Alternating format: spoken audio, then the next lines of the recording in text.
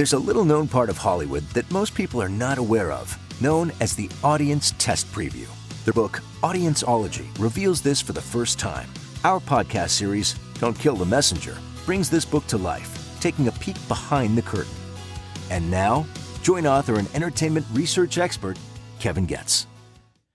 The Motion Picture Pioneer of the Year Award, the UNICEF Humanitarian Award, the Cannes Film Festival Lifetime Achievement Award, the PGA Vision Award, the Peabody Award, and the list goes on and on. My guest today has been intimately involved with over 300 feature films, with 7 winning Best Picture Oscars. He's been an agent, studio chief, and producer. Born in China, Russian was his first language. He also became fluent in Spanish in Chile, and later mastered English after moving to the U.S. as a teen. He became an American citizen in 1963, graduated from UCLA, and even served in the U.S. Army Reserve. His entertainment career took off in his 20s and reached tremendous heights. I am so honored to welcome this man, an unbelievable industry titan, and my friend, Mike Medavoy. Mike, welcome. Thank you very much, Kevin. Man, we've been through it, huh? Yes, I do remember when you came to see me when you were just starting your business.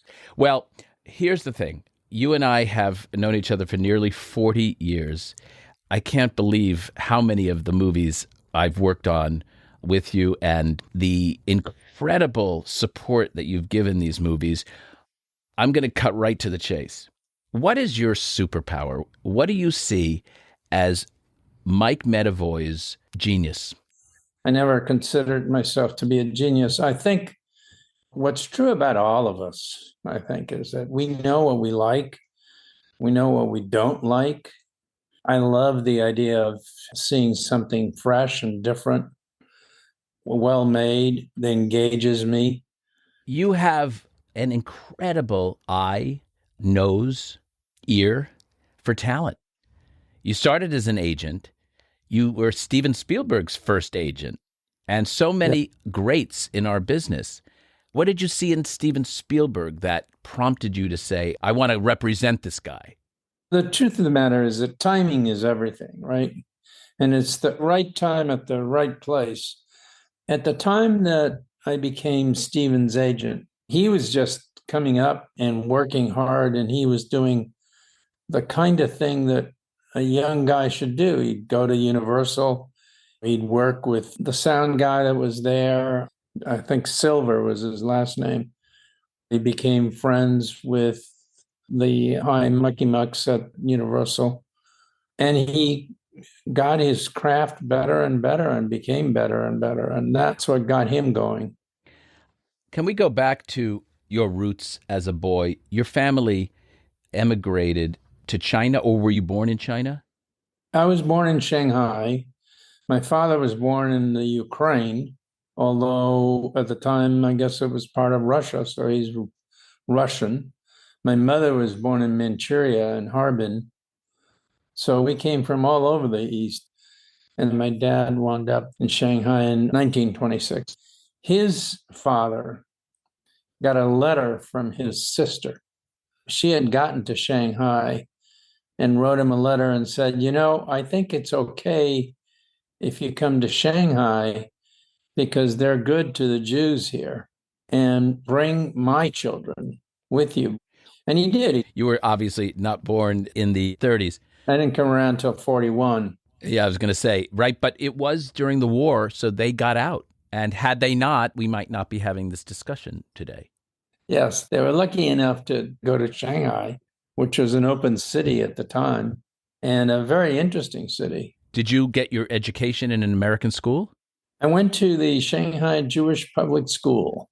There's a Shanghai Jewish Public School. That's extraordinary. Yeah. And then you went to Chile when? I went to Chile in 1947, 48. So then you learned Spanish. I learned Spanish there, went to school, learned how to play soccer. Did you speak Mandarin in China at all? At one time I spoke Mandarin. Actually, it wasn't Mandarin. It was Shanghai-nese. Shanghai-nese? Yeah. If you ask Chinese people, they go, wow, Shanghai-nese, so different. You must be from the old school, yeah. And then you learned Spanish. Can you still navigate today? Well, I went to an English school in Chile where the only thing you could do during school hours was speak in English. And I was trying to learn Spanish. So if the only thing that you could do is speak in English in those hours, usually about 4 or 5 hours. And if you didn't speak in English and somebody caught you speaking in Spanish, they would give you a little ball, which if you had the ball at the end of the day, you had to learn by memory a poem in English. Oh, that's a good punishment. Right. So, there you were learning Shakespeare. How did you get to UCLA from Chile? Well, I had a grandfather and my two aunts who, on the exit out of the country, wound up going to Hawaii. And if you remember, Hawaii at the time, this is post 1941, it was an American territory, but not a state. And when Hawaii became a state, they became Americans. And that way, when we got out, which is now 1957, 58, we went to join them, and they were living in Long Beach, California. And you wanted to be in the movie business then? Or did you have any idea of it? No, I had no idea what I was going to do. I mean, I love movies. As a kid, you loved movies? I did. I went to movies all the time. Chilean movies or American movies? They're American movies. They're played everywhere. What was a movie that had a big effect on you as a kid? A movie that you felt really informed you? There were a lot of Errol Flynn movies that I liked. It's the usual movies that everybody in the world liked. And that was great because the 2 hours that I could spend in a movie theater, I could escape everything. Did you have a good childhood? I did have a good childhood. I mean, I didn't know where I was going to go and what I was going to do. My dad started off as a garage mechanic, and then he became the head of the telephone company in Shanghai. So now when I go to Shanghai, I can go to the telephone company and there's a statue on my dad.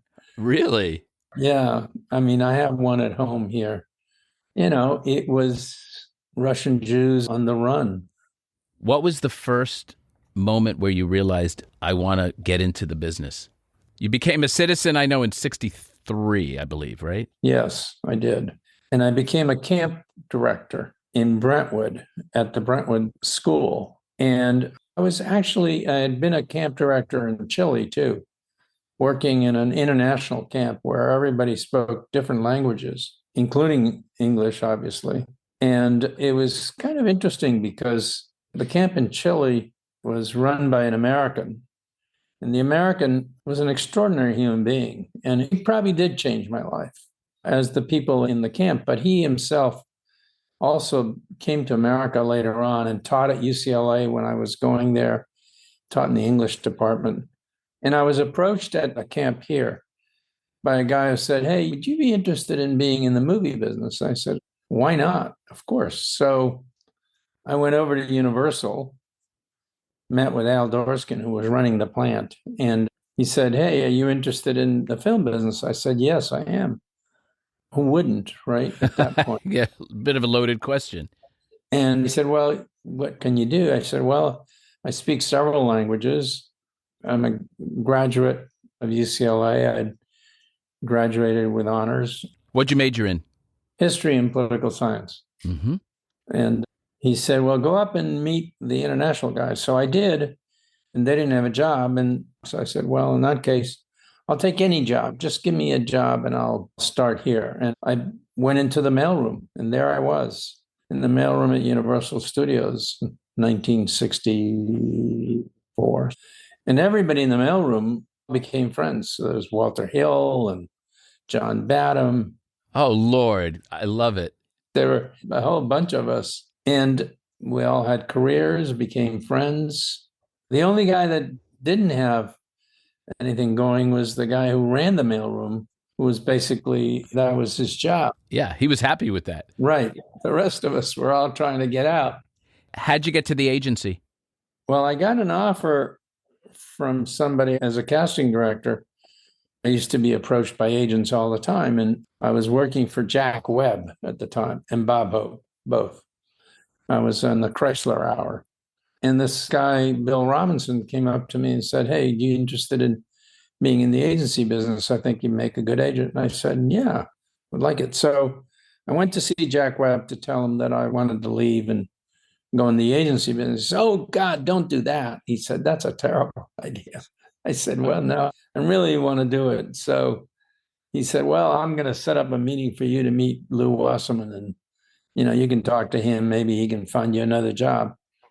So I went to see Lou Wasserman, and God, at 20 whatever years old. yeah, he said, "What do you want to do?" I said, "Well, I can't think of anything here that I want to do because I'm not really qualified for anything." And I said, "You were an agent." He said, "Well, is there any job that you want?" And I said, "Well, the only job I want is one you're not going to give me. So I'm just going to keep moving." He said, "What's that?" I said, "Yours." To which he laughed and sent me out.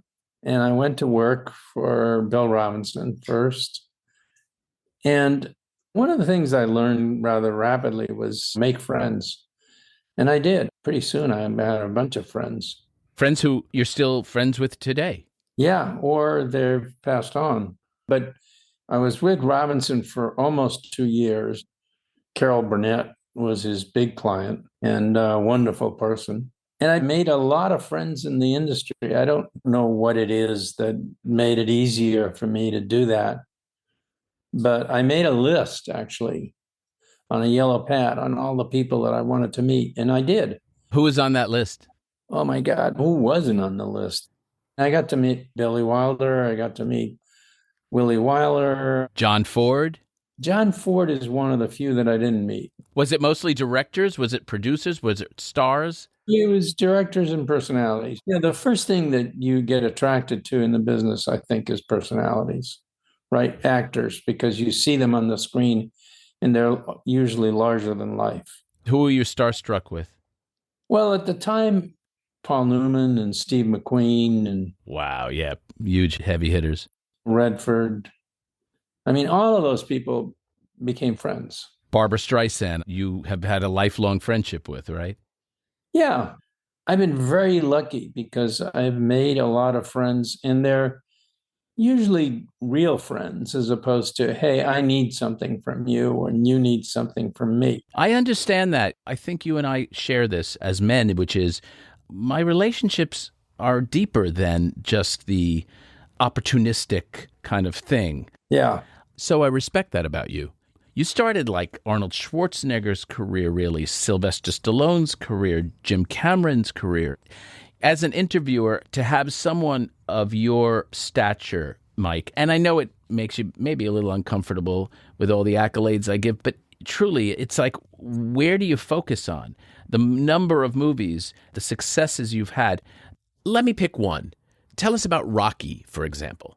There's starting to be books on Rocky and Sylvester Stallone. Was that a real story, by the way, about Sylvester Stallone? Which one? Holding out and refusing to sell the movie unless he starred in it? Yes. So how did that go down? Can you tell us that?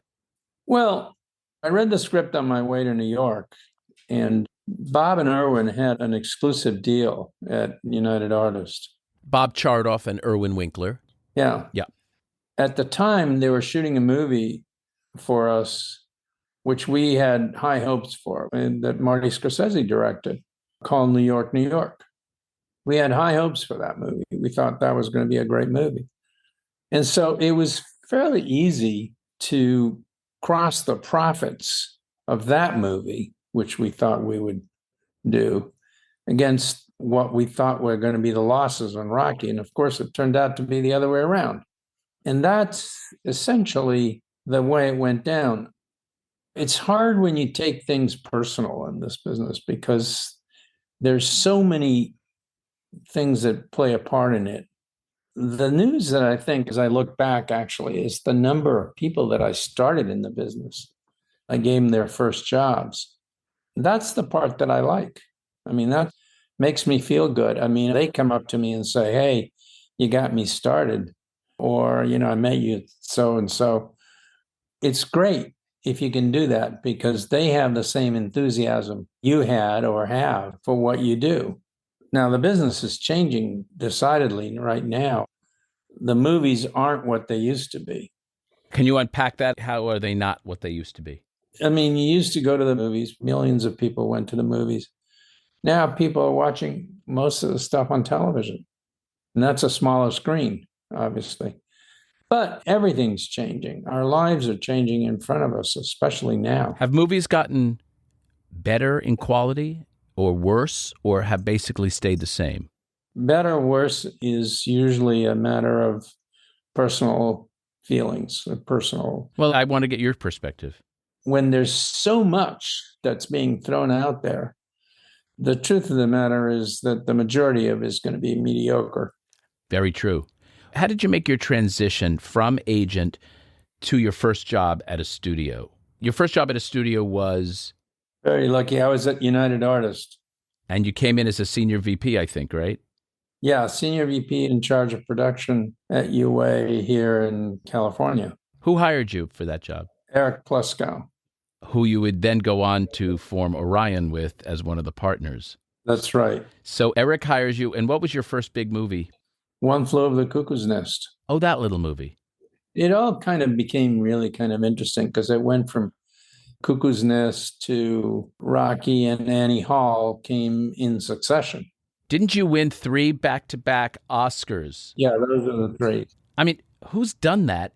I know Saul Zaentz as a producer has won 3 Academy Awards as a producer. Yes. But you as a studio executive made 3 it had to make you the hottest talent in town, period, full stop. In the majority of the situations, you'd have to be around a long time before people will just give you the courtesy of saying, hey, you've done it, or you can get it done.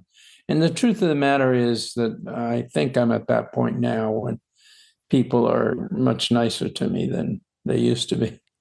Well, you've always been a very charming and decent human being, and it shows with your philanthropic work, etc. You also have this uncanny ability, Mike, to marry the commercial but yet take creative risks. You've always done that. And I've looked at it from afar and going, this is a man who could make a very commercial picture and then could also make Philadelphia. When you made Philadelphia, I was very proud of you for doing that because it was really a very brave move at the time because no one really wanted to touch the subject of AIDS. And we're able to cast 2 movie stars, Tom Hanks and Denzel Washington, in your lead roles. You know, it takes a lot of people to make those decisions. It's not just the Mike Medavoy story, you know, it's not just me. I mean, Denzel was not my idea. I have to admit it. It was Jonathan's idea. Jonathan Demme, of course. Yeah. And he and I had some really good moments on films that we did together. Silence of the Lambs is a perfect example. I can't even contain myself. You throw them out like, oh yeah, and that one. It's like if you had been involved with 2 or 3 or 4 of these, but you were involved with scores of these important movies. Movies like Annie Hall, Black Swan, Dances with Wolves, The Fisher King, Raging Bull, Shutter Island, Legends of the Fall. Well, when we come back, I want to start talking about some specific titles and also the formation of Orion. We'll be back in a moment. This March, during Multiple Sclerosis Awareness Month, we honor the fight against MS, a disease that affects millions, including families like Tom Sherrick's, an extraordinary industry titan and human being. When his daughter was diagnosed at 15, Tom was dedicated to finding a cure, raising over $44 million for research and support. Today, the Tom Sherrick MS Hope Foundation continues his mission, providing immediate assistance and funding cutting-edge research. You can make a difference. Visit TomSherrickMSHope.org to donate or learn more. Together, we can bring hope and a future without MS.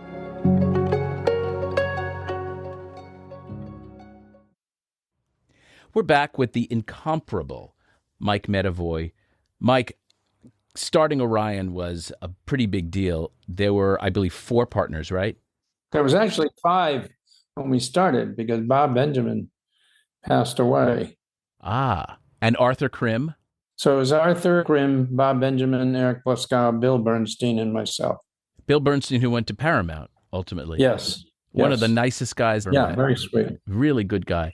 And, of course, Arthur Krim, I got to meet peripherally, his wife, Matilda, who was so instrumental in the AIDS epidemic, which probably, again, informed one of your reasons to even get involved in Philadelphia all those years later. You talk about luck in life and the people that you meet.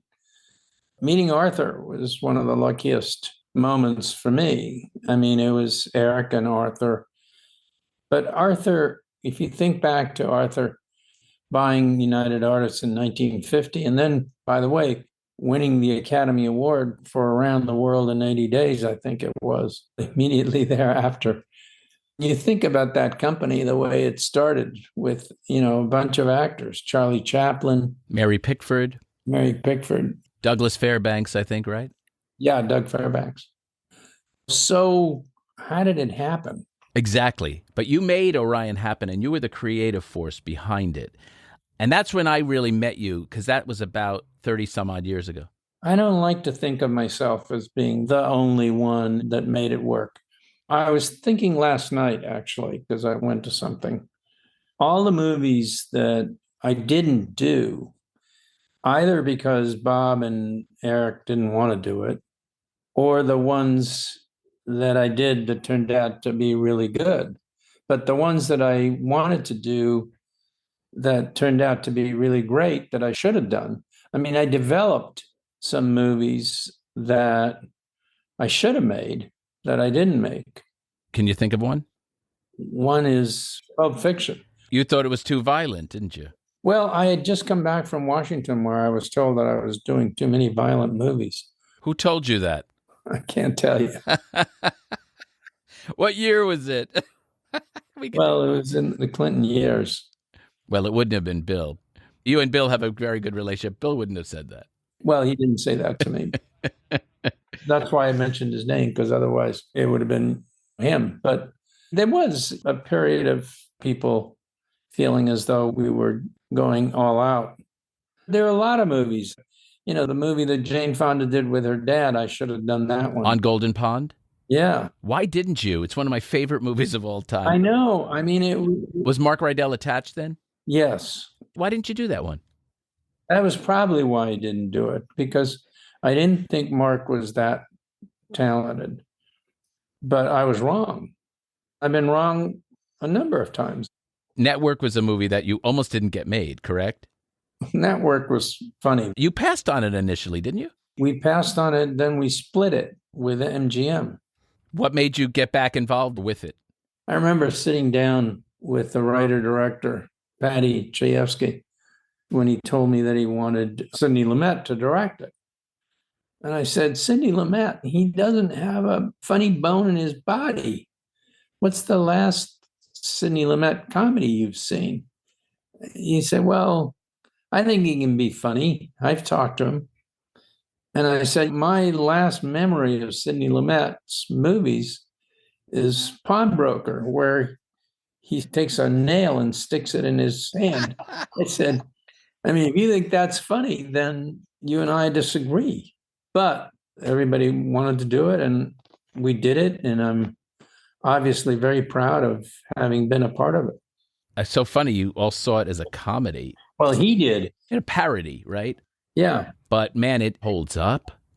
It more than holds up. It was prescient. It foreshadowed our world today. Yeah, I know. Damn. Talk about what's going on. Yeah. Art imitating life. I want to play a speed round with you for a second. It's a little fun thing. I usually do it with people, but I'm going to do it with movies. I just want you to give me kind of your first thoughts of some of these. We'll start with Platoon. Platoon was a film that was picked up. It was done before we got our hands on it.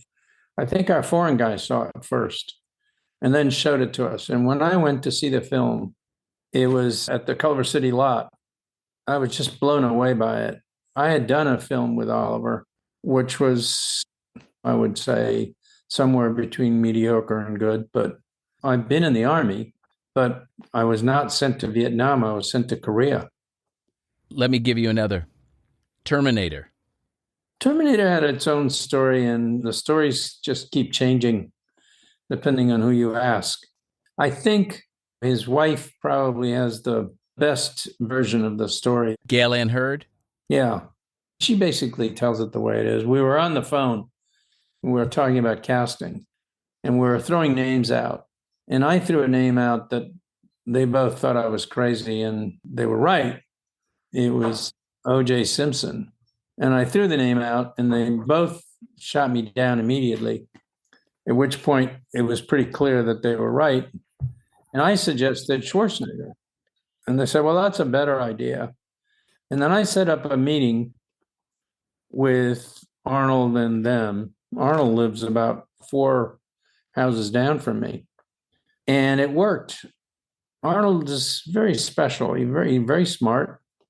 I mean, the fact that he became governor of California and that he has that accent is great.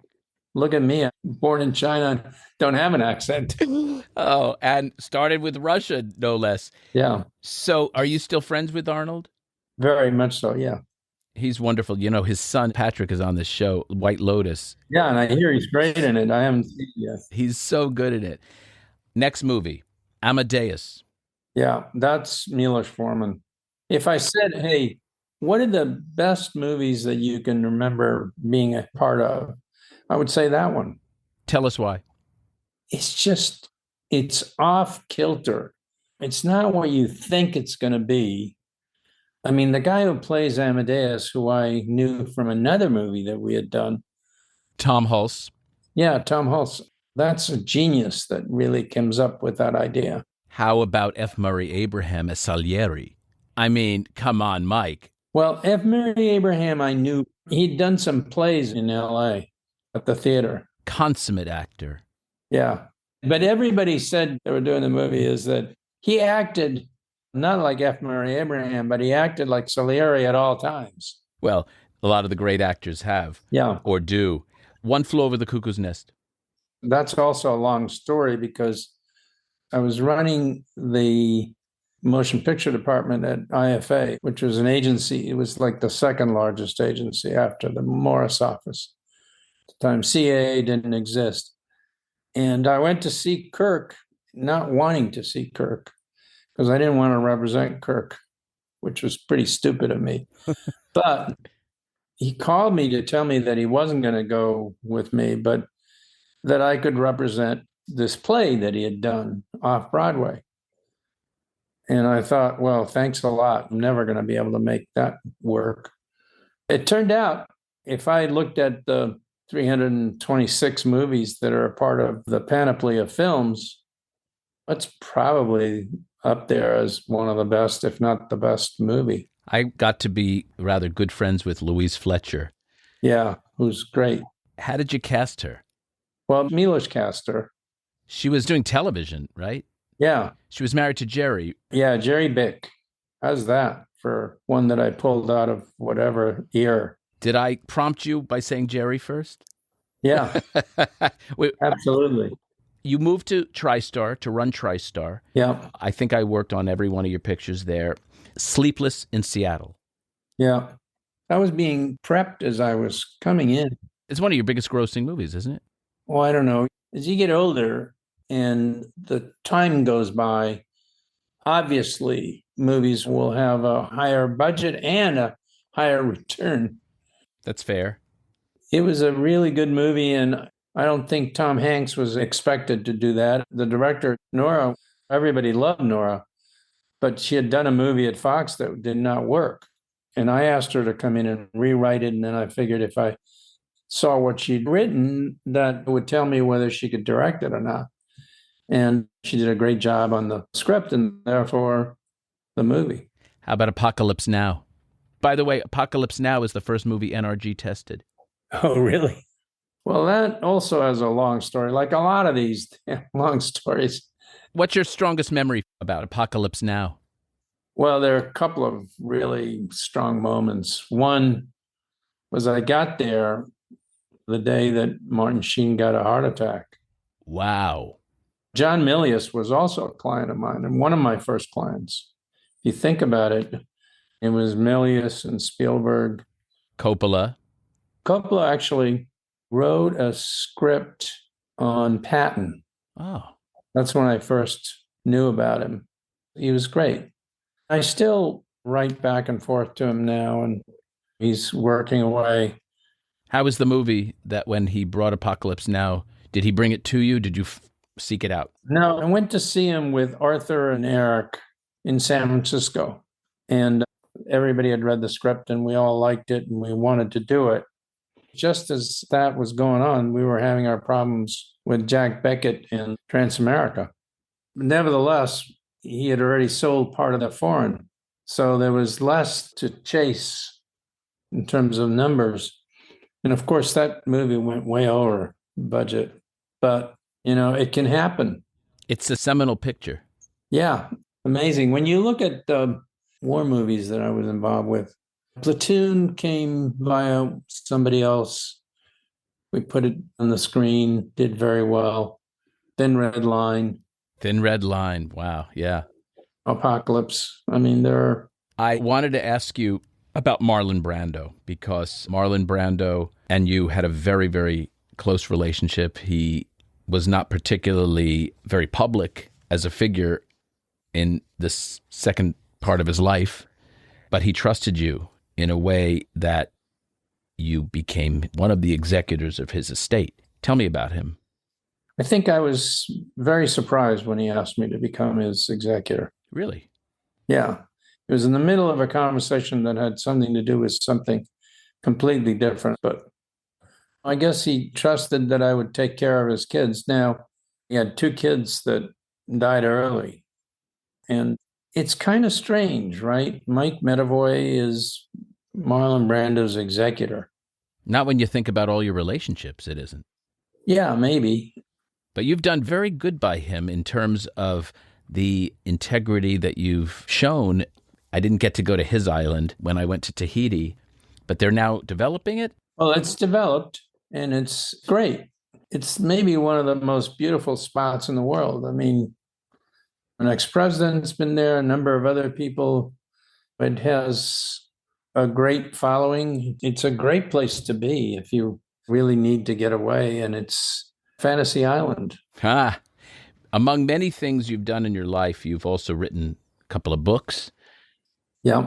One subject particularly interests me, and that is the subject of American film as our principal cultural export. Mm-hmm. Can you tell us about that and why that resonates for you so much? Well, think about it. Here you are, born in China, raised in Chile. And I've noticed when I go around the world, if I, for example, go to a country, the importance of American films. Now, the question, of course, now becomes, is that going to continue? What do you think about that? You think it will? It's an interesting question because this last Chinese picture did $2 billion in China. Now, is it going to have an impact? I don't know. I'm getting to that age when I'm starting to notice, all the changes that are taking place as a result of my age. And the friends that I've got that are getting older. The fact is that not long ago, I was told that I had myeloma and that I had to get that cured. And I've been working on that. How's that going? It seems to be going well. We're not here forever. I'm going to do the best I can. And then I'll be in 6 feet under. And hopefully I'll have made a difference. And that's it. I think we can remove the word hopefully, Mike. You've made a difference. What was in the top of the camp as I was going as a kid, the thing that Donald Decker, the head of the camp, used to say, think of the other person first. Don't just think of yourself. Ooh. And it made a difference. What's important to you right now? What's most important is I continue to work, continue with my family. I'd like to see my kids really have a good life and enjoy themselves. They don't have to do what I did. They don't have to be who I am. Were you a good dad? I think you got to ask them that question. It's a good answer. They'll say yes, but I don't know if they're just, when I think about it, I think about what are the mistakes you made? And there are plenty. What's the biggest mistake you think you've made in your life? It doesn't have to be professionally. It could be personal. And what did you learn from it? There's a myriad of mistakes. I think it's not something that one of these people is going to want to hear. I'm pretty good actually at figuring out who's real and who's not. Ooh. That's pretty hard because you need time to do that. Mm-hmm. But I'm proud of myself is that I can make a mistake and walk away. Right. Do you have any regrets, Mike? Yeah, I do. Any you can share? No. I just feel like there's so much you can give us. As advice, you're like the sage leader. I'm hanging on every word that you're saying. Now we're going to give you the long list of regrets. You know, it's funny, Mike. I look at my own life and I don't really have any regrets. Not really. I think I was an honest broker, an honest guy, trying to do the best I could every day. I might fail half the time, you know what I mean? But I don't look back and sort of regret anything. Everything led to the next thing, which is sort of the perfect path, I always say. Yeah. Did you learn something is the big question. And the answer is yes. I have learned things, where I've made a mistake or made a bunch of mistakes. What are you most proud of personally? Well, I'm proud that I continue to work trying to do the right thing. Mm-hmm. That's probably the proudest. And I'm watching my kids and my wife. Every time we've talked about, particularly your younger son who's 6'6" or something. He's 6'8". Is he still playing basketball? No, he's working. What's he do?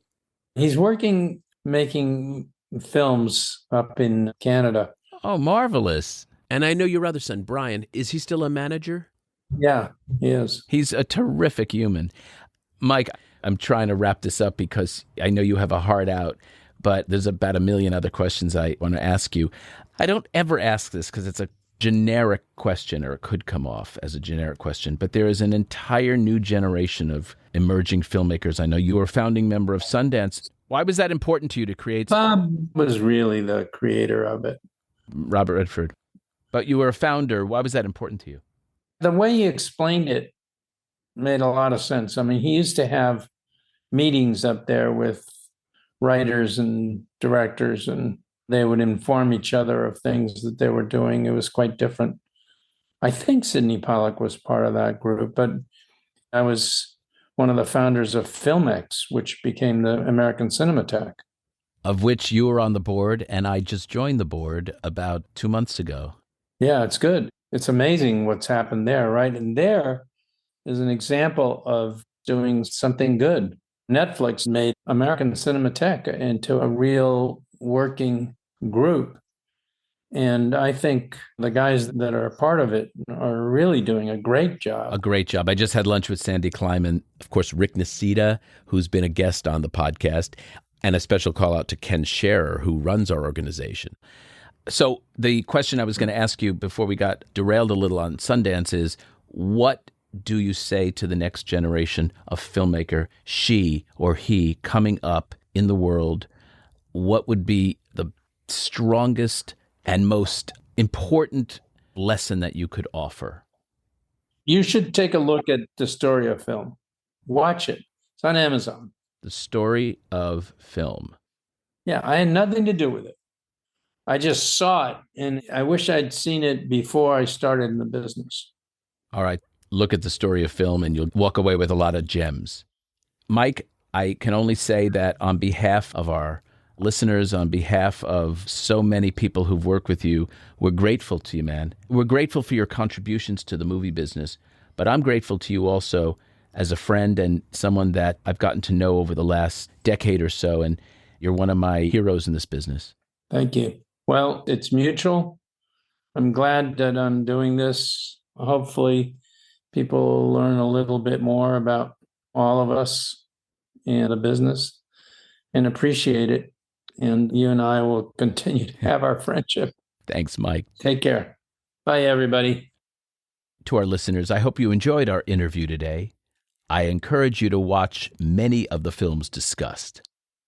For more filmmaking and audience testing stories, I invite you to check out my book, Audienceology, at Amazon, or through my website at kevingoetz360.com. You can also follow me on my social media. Next time on Don't Kill the Messenger, I'll welcome iconic screenwriter and director Shane Black. Until then, I'm Kevin Goetz, and to you, our listeners, I appreciate you being part of the movie-making process. Your opinions matter.